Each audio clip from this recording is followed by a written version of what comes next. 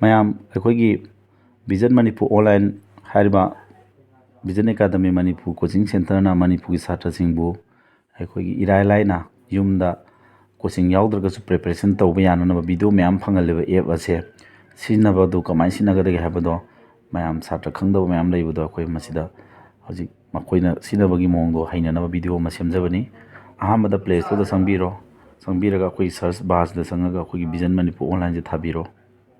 hamaji kidu gyan tabiyo wi ko no vision manipur online sida leramani sigida akhoi dak sangbiraga si install do sinbiro install do birani ko ngakang si install do birani are si install do bangai rasi mayam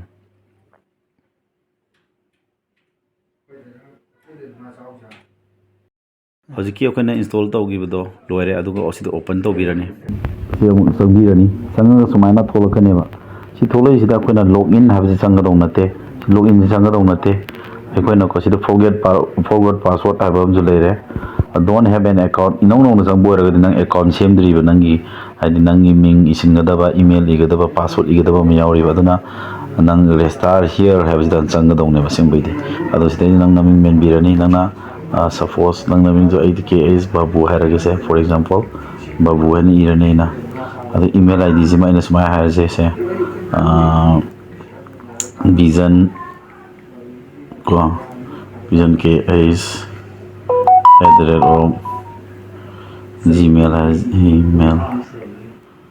gmail.com so men de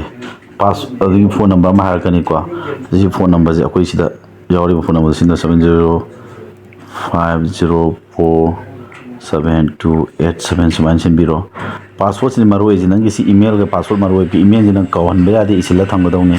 password har pa ko sim mawro password sida ko na haidu se ai khumsam har ge password se matlab capital letter में holo ke capital letter में holo da ko khu sam CSA khumsam aduga ho symbol में holo sum @ro aduga 2005 nibat natra sama irage sinangna password se mi be confirm haibadi si chummi haibado si sa mana mongda nam haibane ba ke SUMUKCSA khumsam @2025 yengo sida si thoijiga manare ko sita nang naming mele email ID ma nang sema men gre phone number men gre nang password ama seme password to sida confirm tawre habdu ulle ado sinang re ko chulu loksila thamo CMD iraga haing thamje lagudo ni maram nang sida consent ma thong da restart tawr ma thong da ko na sanga kane haba ado ko ba satra yawi si section view ko samai ta sanga ne successfully tawre login tawre da hoji nang login do si nang login na sang yare asai sem grab ne ba ko hoji kidu login nang seng yu do vision ko @gmail.com hanatra gmail.com khumje em malore ado password nang seng yu do khumsam na ta ke HUMUKCHAM khumsam @2025 samai sangbirani sume ko sa ado nang se login toro ade email du sumamne to sumbai ne biare je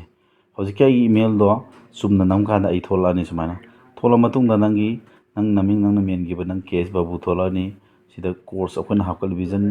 online first time manipur hanan moina ko video nong do sumana phangan be facility pi bani sida contact toning ba adigi khangdaba mayam hangning adu si contact number pire adu nang sida course mayam ama leire ba ko course mayam sida nang ni imbiro meski chapter kunthra ga nipan jaw loi su bai tare ko adugi class khudimang fajana chapter rongi class tarai mathak ta ta khujam yawani ko khara pi ga class manga taru class no asim loi phangani si lupa lising ani sanga da phange sida nang sanga su yare na tra ga free da phangi ba si free course e nang yeng ga ta view course sango view course sang matam nang si course nang add to sulo nang free ni nang adum add torani ko okay now jiki free du yawre ko nang yawri course sigi hojiki basic to advanced to ne ba ko the free da sangi nang free da logi course karam mane sini ko nang ji free da lagi course tak sang yeng ya hani si the kai yawri chapter ratio gi chapter sim free da hakole nang sang si dingo chapter 1 ni chapter 1 do ratio ni class to hom do note class no taram ga yawni sama video gi phangani sama ꯚꯤꯗꯤꯑꯣꯁꯤ ꯁꯨꯃꯥꯏꯅ ꯊꯣꯛꯂꯛꯀꯅꯤ ꯁꯤꯗꯤ ꯉꯥꯛꯇꯪ upload ꯇꯧꯕꯅꯤꯀꯣ ꯄꯨꯡ ꯌꯥꯝꯅ file ꯌꯥꯝ ꯆꯥꯎꯕ ꯃꯌꯦꯛ ꯌꯥꯝ ꯁꯦꯡꯕ ꯚꯤꯗꯤꯑꯣꯅꯤ ꯁꯥꯎꯟꯁꯨ ꯅꯨꯡꯉꯥꯏꯗꯣꯏꯅꯤ ꯅꯪꯅ ꯆꯪꯁꯤꯜꯂꯒ ꯌꯦꯡꯕ ꯌꯥꯔꯦ ꯁꯤ ꯆꯪꯁꯤꯜꯂꯒ ꯌꯦꯡꯕ ꯌꯥꯏ ꯑꯗꯨ ꯅꯪꯅ ꯈꯔ ꯊꯨꯅ ꯌꯦꯡꯒꯦ ꯍꯥꯏꯁꯨ ꯌꯥꯏ ꯁꯤꯗ ꯏꯁꯄꯤꯠ ꯂꯩꯈꯠ ꯇꯥꯔꯦ ꯁꯨꯃꯥꯏꯅ ꯏꯁꯄꯤꯠ ꯂꯩꯈꯠꯄ ꯌꯥꯏ ꯏꯁꯄꯤꯠꯁꯤ ꯅꯪꯅ ꯌꯥꯝ ꯀꯟꯅ ꯂꯩꯈꯠꯇꯕꯤ ꯏꯁꯄꯤꯠ ꯈꯔ ꯍꯟꯊꯅ ꯅꯣꯔꯃꯦꯜꯗ ꯂꯩꯍꯟꯒꯦ ꯌꯥꯏ ꯑꯗꯨ ꯀ꯭ꯂꯥꯁ ꯅꯝꯕꯔ 2, 3 ꯌꯦꯡꯒꯦꯁꯨ ꯌꯥꯏ ꯅꯪꯅ ꯀ꯭ꯂꯥꯁꯁꯤ ꯅꯪꯅ ꯃꯊꯪ ꯃꯅꯥꯎ ꯅꯥꯏꯅ ꯌꯦꯡꯉꯛꯄ ꯌꯥꯔꯅꯤ ꯉꯥꯏꯍꯥꯛꯇꯪꯒꯤ ꯑꯞꯂꯣꯗ ꯇꯧꯕꯗ ꯃꯇꯦꯛ ꯑꯃꯗꯤ ꯆꯪꯉꯤꯀꯣ ꯆꯪꯁꯤꯜ ꯌꯦꯡꯒꯦ ꯌꯥꯔꯦ ꯁꯨꯃꯥꯏꯅ ꯃꯌꯦꯛꯁꯨ ꯌꯥꯝ ꯁꯦꯡꯉꯤꯀꯣ ꯃꯌꯥꯝꯁꯦ ꯅꯪꯅ ꯆꯥꯎꯍꯜꯂꯒ ꯌꯦꯡꯕꯁꯨ ꯑꯗꯨꯝ ꯌꯥꯗꯣꯏ ꯁꯨꯃꯥꯏꯅ ꯆꯥꯎꯍꯜꯂ ꯌꯦꯡꯕ ꯌꯥꯅꯤꯀꯣ ꯌꯥꯝ ꯁꯦꯡꯅ ꯁꯨꯃꯥꯏꯅ ꯆꯥꯎꯍꯜꯂ ꯌꯦꯡꯕ ꯌꯥꯅꯤ ꯑꯗꯒꯤ ꯄꯤꯛꯁꯤꯟꯕ ꯌꯥꯅꯤ ꯑꯗꯨ ꯅꯪ ꯁꯤ ꯀ꯭ꯂꯥꯁ ꯅꯣꯠꯁꯤꯃ ꯁꯤ ꯀ꯭ꯂꯥꯁ ꯅꯣꯠꯁꯦ ꯇꯥꯛꯈꯤꯕ ꯀ꯭ꯂꯥꯁ ꯅꯣꯠꯇꯨ ꯅꯪꯅ PDF ꯐꯣꯔꯃꯦꯠꯇ ꯑꯩꯈꯣꯏꯅ ꯇꯥꯛꯈꯤꯕ ꯀ꯭ꯂꯥꯁ ꯅꯣꯠꯇꯨ ꯅꯪꯅ ꯀꯥꯟꯅꯕ ꯂꯧꯒꯦ ꯍꯥꯏꯗꯤ ꯁꯤꯟꯖꯤꯟꯕ ꯌꯥꯏ ꯐꯖꯅ ꯑꯩꯈꯣꯏꯒꯤ ꯆꯍꯤ 3 ꯑꯦꯛꯁꯄꯤꯔꯤꯌꯦꯟꯁ ꯂꯩꯔꯕꯅꯤ ꯑꯩꯈꯣꯏꯁꯦ ꯑꯩꯈꯣꯏꯅ ꯇꯥꯛꯆꯔꯤꯅꯦꯕꯀꯣ ꯁꯤꯃ ꯈꯪꯕꯤꯔꯣ ꯁꯤ ꯗꯥꯎꯟꯂꯣꯗ ꯇꯧꯕ ꯌꯥꯕ ꯐꯦꯁꯤꯂꯤꯇꯤ ꯌꯥꯎꯕ꯭ꯔꯥ download ratio class 1 PDF size files are downloaded in the app inside Android for security purposes download yabra download hogre download yamani ko sumaina sangbiro ko nang download tawra lejare adu sumaina yengba ya habni da free da nan hoji free di yeng phangi do adumaina ne si free da kamai yengade khange adu natabada nang hoji ki free nataba ma premium sim pulap suni yenge haraga di lupa 2,200 ga 500 da ni adu sida dum nang course lei taragadi kamai tawdinu se si natra sumaina sahi ma makhai ne ba sinang leibase course lei ge taragadi nang to sida chapter je awap se ira thagal kini ko course adigi nang course lei ge taragada 8 course tawro 8 course tawga nangonda paisa pina bai mata ama lakani adigi matang nang call tawde yaro sida call tawraga app sida video lei ge haraga nang se call tawraga nang na paisa kapna ba gp number do si phone da wari sanaro gp da paisa kapane kape habaga nang je da yengbe hala ani ko mayam course tu lei taragadi akoina course tu lei raba paisa pi gi taragadi sangaga yengbe yarni sumain view course sangbirani aduga nangi validity sahi amma makhai pire sahi amma makhai ji nang video du yengba yaduine ba amting kana re ko mathematics ke chapter 35 chapter amamna phajana takpire algebra trigonometry geometry mensuration data interpretation probability no yaurani ko basic to advanced ki ko adu nang SSC GD thagera SSC any exam thagera railway thagera CDS thagera intelligence bureau thagera even bank bawa dum phanam chana ni ko sumaina torani validity pire adu chapter sing do cd ire chapter sing je khar wali ko chi namaga nakan jida dum thola ni ko to sida go to course ang nang yeng ba ni chapter 38 video thagal le ko atopa chapter video kan na thagal pe process tawri video thagal pe ju khudak to loi ba ya de bantam changmo process ni na mayam thagali marak sida nui adum yengon number system gi upload tawsilani SL sing tawsilani ko sumaina video thagalaga proportion loire ratio loire partnership as ki mixture gi allegation gi percentage ki class 3 sui profit loss ki tramni sui discount gi mapan simple interest tarom doi compound interest tramari average ki tarom doi chapter mom da class yam mani aduga class notes loi phangdui ne ba ko hoji nang na sumaina leiraga yeng yare suppose as ki matang da na compound interest haje compound interest matang nang video yeng yare sumaina yare sumaina yeng biro compound interest class number 1 se lere mana sakilo nang na sumaina sakilo yeng yare mana yeng biro compound interest ki akoina sida amagi theory sagalak podo adude huna ta ini si sidu meng yare sumaina yeng yare adagi mang nang na se class note thagal paje adum note thagal ti loi thagal mixture ki thagali age ki thagali ba partnership thagali ba ratio ki thagali proportion thagali sumaina proportion haije ko माइदी class अहम ने याबने अने topic मचा में खाइदोखिबेनी ratio दगी तोंगान खाइदो ताखिबेनी को class अहम मोजरजु question नि चाम याम ने कोइ नैनरिजि को प्रोपोर्शन ताय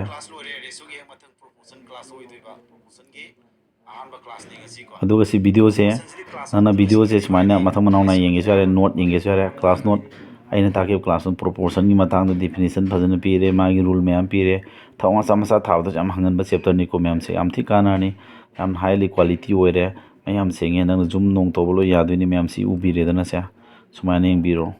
सी काना काना क्वेश्चन फजब जब जब लोइ नैना CDS की नैनरी SSGD की नैनरी मैम क्वेश्चन नैनरकने बसी जिंगसे येंबियो बसे नैनरी क्वेश्चन से सुमाइना क्लास याम मरांग कायना सुनो को तापीबनी अदे क्लास नो तब क्लास 2 की नोट से येंजे हामदन थ्योरी ताय ꯀ꯭ꯂꯥꯁ 2ꯒꯤ ꯅꯣꯠꯁꯦ ꯁꯨꯃꯥꯏꯅ ꯉꯥꯛꯇꯪ ꯑꯞꯂꯣꯗꯇꯤ ꯃꯇꯦꯛ ꯑꯃ ꯆꯪꯕꯅꯤꯀꯣ ꯌꯦꯡꯉꯣ ꯁꯤ ꯄꯦꯖ ꯀꯌꯥꯅꯣꯁꯦ ꯄꯦꯖ ꯀꯌꯥꯅꯣ ꯑꯝꯇ ꯌꯦꯡꯕꯤꯌꯨ ꯃꯦꯝ ꯄꯦꯖ 30 ꯌꯦꯡꯉꯨ ꯀꯣꯏꯁꯟ ꯃꯌꯥꯝ ꯑꯃ ꯍꯣꯠꯇꯕ ꯇꯥꯛꯄ ꯅꯪꯍꯧꯗꯕ ꯃꯌꯥꯝ ꯌꯥꯎꯏ ꯍꯣꯝꯋꯥꯔꯛꯀꯤ ꯇꯥꯏꯞꯇ ꯇꯧ ꯌꯥꯗꯣꯏꯅꯤ ꯌꯦꯡꯉꯨ ꯀꯣꯏꯁꯟ ꯌꯥꯝꯃꯦ ꯍꯣꯠꯂꯤꯁꯦ ꯃꯔꯛꯇ ꯀꯥꯟꯕ ꯌꯥꯎꯔꯤꯁꯦ ꯆꯞ ꯃꯥꯟꯅꯕꯒꯤ ꯀꯥꯜꯂꯤꯅꯤꯀꯣ ꯁꯤꯁꯤꯡꯁꯦ ꯃꯌꯥꯝ ꯇꯥꯛꯏꯁꯤꯡꯁꯦ ꯌꯦꯡꯉꯨ ꯀꯣꯏꯁꯟꯁꯤ 30 ꯃꯌꯥꯗ ꯀ꯭ꯂꯥꯁ ꯑꯃ ꯇꯥꯛꯏꯁꯦ ꯐꯖ ꯀꯣꯏꯁꯟ ꯃꯌꯥꯝ ꯌꯥꯎꯔꯦ SSC GDꯒꯤ ꯌꯥꯎꯔꯦ ꯀꯣꯏꯁꯟ ꯃꯈꯜ ꯈꯨꯗꯤꯡꯃꯛꯁꯤ ꯔꯦꯜꯋꯦꯒꯤ ꯀꯣꯏꯁꯟ ꯌꯥꯎꯔꯦ NTPC ꯔꯦꯜꯋꯦꯒꯤꯀꯣ ꯔꯦꯜꯋꯦ ꯒ꯭ꯔꯨꯞ Dꯒꯤ ꯀꯣꯏꯁꯟ ꯐꯖꯅ ꯁꯣꯜꯕ ꯇꯧꯕꯤꯔꯦ ꯃꯌꯥꯝ ꯁꯨꯝ ꯌꯦꯡꯕꯤꯔꯣ ꯁꯨꯃꯥꯏꯅ ꯐꯖ ꯃꯌꯥꯝ ꯑꯃ ꯌꯥꯎꯔ ꯇꯥꯛꯑꯦꯕꯀꯣ ꯃꯌꯥꯝ ꯁꯤ ꯀꯩꯅꯣ ꯇꯧꯕꯤꯔꯣ ꯍꯥꯏꯇꯥꯔꯦ ꯁꯤꯁꯤꯡꯁꯦ ꯍꯥꯏꯗꯤ ꯁꯤꯗ ꯃꯔꯛꯇ ꯀꯥꯜꯂꯤꯁꯤꯡꯁꯦ ꯃꯥꯟꯅꯔꯞ ꯇꯧꯔ ꯆꯠꯂꯦꯕꯅꯤꯀꯣ ꯁꯦꯝ ꯑꯩꯅ ꯀꯣꯏꯁꯟ ꯃꯔꯥꯡ ꯀꯥꯏꯍꯟꯕꯅꯦꯕ ꯁꯥꯇ꯭ꯔꯁꯤꯡꯒꯤꯁꯤ ꯑꯗꯨꯅ ꯇꯧꯕ ꯉꯝꯕ ꯉꯥꯛꯇꯅꯤ ꯁꯤ ꯑꯣꯞꯁꯟ ꯇ꯭ꯔꯤꯛꯀ ꯇꯥꯛꯏꯕ ꯃꯌꯥꯝ ꯁꯤ ꯌꯦꯡꯕꯤꯔꯣ ꯑꯗꯨꯅꯤ ꯌꯥꯝ ꯊꯤꯅ ꯅꯨꯡꯉꯥꯏꯔꯅꯤꯀꯣ ꯁꯨꯃꯥꯏꯅ ꯑꯗꯣ ꯅꯪꯅ ꯑꯦꯅꯤ ꯇꯥꯏꯝ ꯆꯪꯕ ꯃꯇꯝꯗ ꯅꯪ ꯇꯧꯗꯣꯏꯁꯦ ꯆꯪꯕꯗ ꯆꯦꯛꯁꯤꯟꯕꯤꯔꯣ ꯑꯗꯒꯤ ꯁꯤ ꯅꯪꯅ ꯂꯩꯔꯤꯕ ꯀꯣꯔꯁꯇꯣ ꯁꯤꯗ ꯏꯪꯂꯤꯁꯅꯆꯤꯡꯕ ꯑꯇꯩꯁꯨ ꯂꯣꯏ ꯐꯪꯉꯛꯑꯅꯦꯕꯀꯣ mathematics basic to advance mathematics basic to advance ꯑꯅꯤꯅꯤ ꯑꯃꯅ ꯐ꯭ꯔꯤꯅꯤ ꯑꯃꯅ ꯄ꯭ꯔꯤꯃꯤꯌꯝꯅꯤ ꯄꯩꯁꯥ ꯄꯤꯒꯗꯕꯀꯣ ꯃꯌꯥꯝ ꯁꯨꯃꯥꯏꯅ ꯇꯧꯔꯣ ꯆꯪꯕꯤꯔꯣ ꯀꯣ ꯑꯗꯨꯅ ꯁꯤꯅꯤ ꯍꯟꯗꯣꯛꯄꯤꯔꯣ ꯌꯥꯔꯦ ꯀꯔꯤꯒꯨꯝꯕ ꯅꯪꯅ ꯍꯧꯖꯤꯛ ꯑꯃꯨꯛ ꯍꯟꯅ ꯚꯤꯗꯤꯑꯣ ꯌꯦꯡꯒꯦ ꯍꯥꯏꯔꯣ ꯅꯪ ꯃꯁꯥ ꯃꯊꯟ ꯊꯣꯛꯆꯔꯛꯑꯅꯤ ꯂꯣꯒ ꯏꯟ ꯇꯧꯗ꯭ꯔꯁꯨꯀꯣ ꯅꯪꯅ ꯂꯣꯒ ꯑꯥꯎꯠ ꯇꯧꯔꯨꯕ ꯅꯠꯇ꯭ꯔꯒ ꯀꯨꯏꯅ ꯁꯤꯖꯤꯟꯅꯔꯨꯗ꯭ꯔꯕ ꯑꯗꯨ ꯇꯥꯔꯗꯤ ꯂꯣꯒ ꯏꯟ ꯗꯔꯀꯥꯔ ꯑꯣꯏꯔꯛꯀꯅꯦꯕ ꯂꯣꯒ ꯏꯟ ꯗꯔꯀꯥꯔ ꯑꯣꯏꯔꯛꯄꯗꯣ ꯅꯪ ꯉꯁꯥꯏꯒꯤ ꯁꯤꯗ ꯅꯪꯅ ꯔꯦꯖꯤꯁꯇꯥꯔ ꯇꯧꯕꯗ ꯁꯤꯖꯤꯟꯅꯈꯤꯕ ꯅꯪꯒꯤ ꯅꯃꯤꯡ phone number email ID password ꯅꯪꯅ ꯆꯦ ꯑꯃꯗ ꯏꯁꯤꯜꯂ ꯆꯦꯛꯁꯤꯟꯅ ꯊꯝꯕꯤꯌꯨ ꯍꯥꯏꯕꯗꯣ ꯑꯗꯨ ꯑꯗꯨꯝ ꯆꯍꯤ ꯑꯃ ꯃꯈꯥꯏ ꯅꯪꯅ ꯚꯤꯗꯤꯑꯣꯁꯤ ꯌꯦꯡꯕ ꯌꯥꯗꯣꯏꯅꯤꯅ ꯑꯗꯨꯝ ꯁꯤꯖꯤꯟꯅꯕꯤꯔꯣ ꯑꯗꯨꯒ ꯌꯥꯝ ꯀꯥꯟꯅꯕ ꯑꯃꯒ ꯍꯥꯏꯖꯔꯝꯃꯒꯦ ꯑꯩꯈꯣꯏꯅ ꯁꯤꯗ ꯄꯤꯔꯤꯕ ꯆꯍꯤ ꯑꯃ ꯃꯈꯥꯏꯗ ꯐꯪꯍꯟꯒꯅꯤ ꯍꯥꯏꯔꯤꯕ ꯁꯤ ꯚꯤꯗꯤꯑꯣꯁꯦ ꯊꯥꯒꯠꯄ ꯍꯧꯖꯤꯛ ꯂꯣꯏꯁꯤꯜꯂꯛꯑꯕꯅꯤ ꯆꯦꯞꯇꯔ ꯂꯣꯏꯅꯃꯛꯀꯤ ꯐꯪꯉꯛꯑꯅꯤ ꯂꯩꯔꯒ ꯌꯦꯡꯕ ꯍꯧ ꯌꯥꯔꯦ ꯃꯌꯥꯝ ꯑꯗꯨꯒ ꯃꯌꯥꯝꯅꯁꯨ ꯁꯞꯄꯣꯔꯠ ꯇꯧꯕꯤꯔꯣ ꯑꯗꯨ ꯑꯩꯅ ꯍꯥꯏꯖꯅꯤꯡꯕ ꯑꯃꯅ ꯑꯩꯈꯣꯏꯅꯅꯦ ꯃꯇꯝꯒꯤ ꯑꯣꯏꯕ SSC GD ꯂꯥꯛꯀꯦꯔꯥ ꯏꯪꯂꯤꯁꯀꯤ ꯑꯇꯩ ꯂꯥꯛꯀꯦꯔꯥ ꯑꯇꯩ ꯀꯣ ꯚꯤꯗꯤꯑꯣ ꯑꯩꯅ ꯍꯦꯛ ꯔꯦꯀꯣꯔꯠ ꯂꯧꯔꯛꯄ ꯇꯥꯛꯈꯤꯕꯒꯤ ꯚꯤꯗꯤꯑꯣ ꯈꯨꯗꯤꯡꯃꯛꯁꯦ ꯁꯤꯗ ꯑꯗꯨꯝ ꯑꯩꯗꯤ ꯉꯁꯥꯏꯒꯤ ꯆꯦꯞꯇꯔ 59 ꯄꯨꯡꯁꯨ ꯁꯨꯔꯦ ꯍꯥꯏꯔꯤꯕꯗꯣ ꯑꯗꯨ ꯅꯠꯇꯕ ꯑꯇꯣꯞꯄ ꯃꯌꯥꯝ ꯑꯃꯁꯨ ꯑꯩ ꯅꯣꯏꯒꯤꯗꯃꯛꯇ ꯍꯦꯜꯞ ꯇꯧꯕ ꯑꯣꯏꯅ ꯑꯦꯛꯁꯇ꯭ꯔꯥ ꯍꯦꯜꯞ ꯑꯣꯏꯅꯀꯣ ꯑꯩ ꯚꯤꯗꯤꯑꯣ ꯍꯦꯟꯅ ꯃꯔꯥꯡ ꯀꯥꯏꯅꯁꯨ ꯐꯪꯍꯜꯂꯛꯀꯅꯦꯕ ꯍꯥꯏꯕꯗꯤ SSC CGLꯒꯤ ꯑꯣꯏꯔో ꯑꯗꯩ 10+2ꯒꯤ ꯑꯣꯏꯔꯣ MTSꯒꯤ ꯑꯣꯏꯔꯣ ꯃꯇꯝꯒꯤ ꯑꯣꯏꯅ ꯄ꯭ꯔꯤꯚꯤꯌꯁ ꯏꯌꯔ ꯁꯣ ꯀꯣꯏꯁꯟ ꯅꯩꯅꯕꯅꯆꯤꯡꯕ ꯑꯗꯨꯝꯕꯒꯤ ꯚꯤꯗꯤꯑꯣ ꯑꯩ ꯑꯗꯨꯝ ꯍꯥꯞꯀꯠꯂꯛꯀꯅꯤ ꯍꯧꯖꯤꯛꯁꯨ CGL ꯋꯥꯔꯤꯌꯔ ꯍꯥꯏꯔꯒ ꯃꯥꯒꯤ ꯃꯣꯛ ꯇꯦꯁꯀꯤ ꯅꯩꯅꯔꯤꯕꯀꯣ ꯍꯥꯏꯗꯤ ꯃꯥꯒꯤ CGL ꯋꯥꯔꯤꯌꯔꯒꯤ ꯃꯣꯛ ꯇꯦꯁ ꯇꯧꯔꯤꯕ ꯑꯩꯈꯣꯏ ꯍꯧꯖꯤꯛ ꯉꯁꯤꯗꯤ ꯍꯧꯕꯅꯦꯕ ꯑꯗꯨꯒ ꯚꯤꯗꯤꯑꯣꯒꯗꯣ ꯔꯦꯀꯣꯔꯠ ꯂꯧꯁꯤꯜꯂꯒ ꯅꯣꯏꯁꯤꯗ ꯑꯗꯨꯝ ꯂꯣꯏꯅ ꯑꯦꯕꯥꯏꯂꯦꯕꯜ ꯑꯣꯏꯍꯜꯂꯅꯤ ꯃꯌꯥꯝ ꯁꯨꯃꯥꯏꯅ ꯇꯧꯗꯅ ꯌꯥꯝꯅ ꯀꯥꯟꯅꯕ ꯚꯤꯗꯤꯑꯣ ꯑꯣꯏꯒꯅꯤ ꯈꯜꯂꯤ ꯑꯩꯅ ꯉꯁꯤ ꯉꯥꯡꯖꯔꯤ ꯃꯌꯥꯝꯁꯦ ꯊꯋꯥꯏ ꯌꯥꯎꯕꯤꯔꯒꯗꯤ ꯂꯣꯏꯐꯥꯎ ꯇꯥꯕꯤꯔꯦ ꯂꯣꯏꯐꯥꯎ ꯇꯥꯕꯤꯔꯤꯕ ꯀꯥꯡꯕꯨꯁꯤꯡꯁꯦ ꯃꯌꯥꯝ ꯊꯥꯒꯠꯆꯔꯤ ꯑꯗꯨꯒ ꯚꯤꯗꯤꯑꯣꯁꯦ ꯑꯗꯨꯝ ꯃꯌꯥꯝꯅ ꯁꯞꯄꯣꯔꯠ ꯇꯧꯕ ꯂꯩꯕꯤꯌꯨ ꯃꯔꯝꯗꯤ ꯑꯩꯈꯣꯏ ꯑꯦꯞꯁꯤ ꯁꯥꯕꯗ ꯄꯩꯁా ꯃꯌꯥꯝ ꯆꯪꯉꯤ ꯑꯗꯨꯒ ꯊꯥ ꯈꯨꯗꯤꯡꯒꯤ ꯑꯩꯈꯣꯏꯅ Google Cloudꯇꯒꯤ ꯁꯤꯒꯤ ꯚꯤꯗꯤꯑꯣ ꯃꯌꯥꯝꯁꯦ ꯐꯪꯍꯟꯕꯒꯤ ꯑꯃꯁꯨꯡ ꯌꯦꯡꯕ ꯅꯨꯡꯉꯥꯏꯅ ꯍꯣꯠꯅꯕꯗ ꯑꯩꯈꯣꯏꯅ Googleꯗ ꯑꯩꯈꯣꯏꯅ ꯄꯩꯁꯥ ꯊꯤꯔꯤꯕ ꯌꯥꯝꯗ꯭ꯔꯕꯗ 5,000 ꯇꯥꯗꯅ ꯊꯤꯅꯤ ꯍꯥꯏꯔꯤ ꯁꯤꯅꯆꯤꯡꯕ ꯃꯌꯥꯝ ꯑꯃ ꯑꯩꯈꯣꯏꯁꯨ ꯑꯦꯛꯁꯄꯦꯟꯗꯤꯆꯔ ꯆꯠꯂꯤꯕꯅꯤ ꯃꯌꯥꯝꯒꯤ ꯐꯦꯁꯤꯂꯤꯇꯤ ꯅꯨꯡꯉꯥꯏꯅꯕ ꯍꯣꯠꯅꯕꯗ ꯌꯨꯝꯗꯒꯤ ꯀꯣꯆꯤꯡ ꯌꯥꯎꯗ꯭ꯔꯒꯁꯨ ꯁꯤꯗꯒꯤ ꯑꯗꯨꯝ ꯌꯦꯡꯖꯕ ꯌꯥꯅꯤ ꯑꯗꯨꯒ ꯁꯤꯗ ꯑꯦꯞꯁꯤꯗ ꯅꯣꯏꯅ ꯌꯥꯎꯔ ꯃꯇꯨꯡꯗ ꯒ꯭ꯌꯥꯟ ꯇꯥꯗꯕ ꯃꯌꯥꯝꯗꯣ ꯑꯗꯨꯒꯤ ꯍꯪꯗꯣꯛ ꯍꯪꯖꯤꯟ ꯇꯧꯅꯅꯕ ꯑꯩꯈꯣꯏꯅ ꯑꯩꯈꯣꯏꯒꯤ ꯗꯥꯎꯠ ꯁꯦꯁꯟꯒꯤ ꯒ꯭ꯔꯨꯞ ꯑꯃ ꯑꯗꯩ ꯈꯪꯗꯕ ꯍꯪꯐꯝ ꯒ꯭ꯔꯨꯞ ꯑꯃꯒꯁꯨ ꯑꯩꯒꯤ ꯀꯩꯅꯣ ꯇꯦꯂꯤꯒ꯭ꯔꯥꯝ ꯒ꯭ꯔꯨꯞ ꯑꯃ ꯑꯩ ꯁꯨꯡꯁꯣꯏ ꯁꯣꯏꯗꯅ ꯁꯦꯝꯃꯅꯤ ꯚꯤꯖꯟ ꯑꯦꯀꯥꯗꯃꯤ ꯐꯦꯃꯤꯂꯤ ꯍꯥꯏꯔꯒ ꯑꯗꯨꯒ ꯅꯣꯏꯅ ꯑꯗꯨꯗ ꯍꯪꯅꯤꯡꯕ ꯍꯪꯉꯛꯄꯗꯣ ꯑꯩꯈꯣꯏꯅ ꯑꯃꯨꯛ ꯅꯣꯏꯒꯤ ꯍꯦꯜꯞꯁꯨ ꯇꯧꯔꯛꯑꯅꯤ ꯃꯌꯥꯝ ꯃꯇꯥꯡꯁꯤꯗ ꯃꯌꯥꯝ ꯑꯩ ꯚꯤꯖꯟ ꯑꯦꯀꯥꯗꯃꯤꯒꯤ ꯑꯩꯈꯣꯏꯒꯤ Playstore ꯐꯪꯕ ꯑꯦꯞꯁꯤ ꯀꯃꯥꯏꯅ ꯇꯧꯔ ꯁꯤꯖꯤꯟꯅꯒꯗꯒꯦ ꯍꯥꯏꯕꯒꯤ ꯃꯇꯥꯡꯗ ꯁꯦꯝꯖꯕ ꯚꯤꯗꯤꯑꯣꯁꯤ ꯂꯣꯏꯁꯤꯟꯖꯔꯛꯀꯦ ꯃꯌꯥꯝꯅ ꯁꯞꯄꯣꯔꯠ ꯇꯧꯕꯤꯌꯨ ꯂꯩꯕꯤꯅꯤꯡꯕ ꯂꯩꯔꯒꯁꯨ ꯉꯁꯥꯏꯒꯤ ꯑꯗꯨꯃꯥꯏꯅ ꯂꯩꯕ ꯄ꯭ꯔꯣꯁꯦꯁꯇꯨ ꯁꯤꯖꯤꯟꯅꯕꯤꯔꯒ ꯂꯩꯕꯤꯌꯨ ꯊꯦꯡꯛ ꯌꯨ